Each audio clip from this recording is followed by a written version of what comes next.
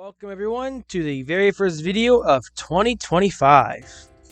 For this episode of Porterverse Workbench, new logo and everything, we'll be focusing on a model outside of the main Porterverse continuity.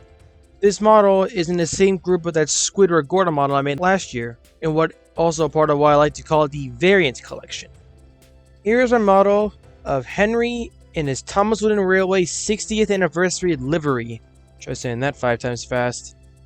If you are familiar with the Thomas Wooden Railway line, you'll know that in 2005, a special edition version of Henry was released to celebrate the franchise's big 60th. This Henry toy had a unique face and was based off of this specific illustration from the Railway series. Now, I myself never owned anything Thomas Wooden Railway in childhood, but I've always been fascinated by this particular item from watching Thomas Wooden Railway videos growing up. Eventually, as a teenager, I joined the Thomas fandom at large, and accumulated a model fleet of my own into early adulthood. And then, earlier in 2024, I made what is probably the most cursed model to come out of the Thomas fandom to date. My TVS model of Squidward Gordon thing, based off of this one Thomas Mini that somehow exists. That model's video gained a decent bit of traction, and also quite a bit of buzz from the fandom too. But following this model's completion, I knew that it was the right way to make more models in wacky variants. The next Bakken model I came across was a Henry on Prime Day. Once it arrived, I thought about what I would turn it into.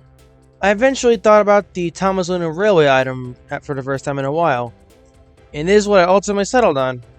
And this is how I made it.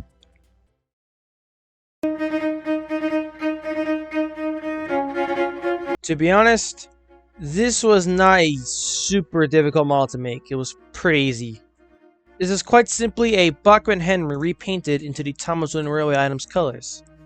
Before I did any sort of painting, I did some light sanding on the top of the boiler to remove the mold line. This is pretty common on Bachman models, especially on Percy. Percy is just a monstrosity in the Bachman range, but it's another story, I guess.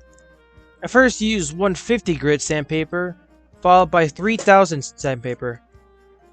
Following that was my usual brush-on gray acrylic primer, or access primer, but still works I guess. And then I got to paint the main colors onto the body. I wanted to replicate the Thomas Wooden Railway toy as much as possible, so I strayed from my conventional Northwestern colors and went for more lighter options. For the light blue, I used Apple Barrel's blue cotton mixed with some cobalt hue.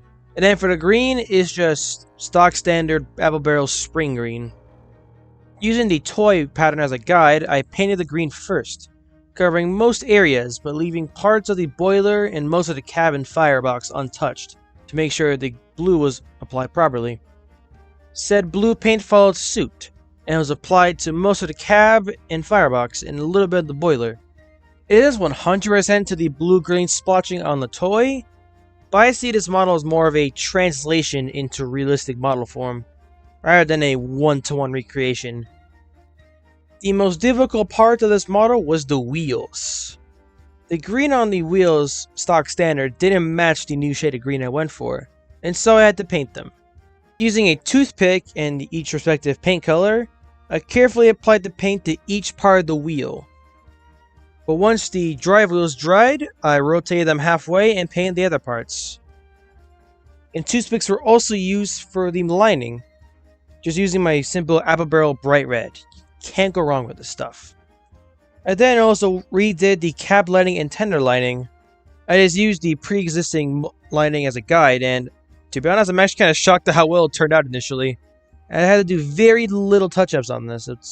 I'm honestly kind of surprised still. I also painted the cab windows in yellow, also with toothpicks. After applying silver to the handrails and a dash of gold for the whistle nub thing, 60th Anniversary Henry was done. I am shocked at how well this turned out. It looks like it was ripped right out of the illustrations in the toy itself. And it fits right in with my Squidward Gordon, I'd say, in terms of being a wacky variant. And I'm really happy with this one, it's pretty good. Thank you all very much for watching this episode of Porterverse Workbench, and I shall see you all same time next week.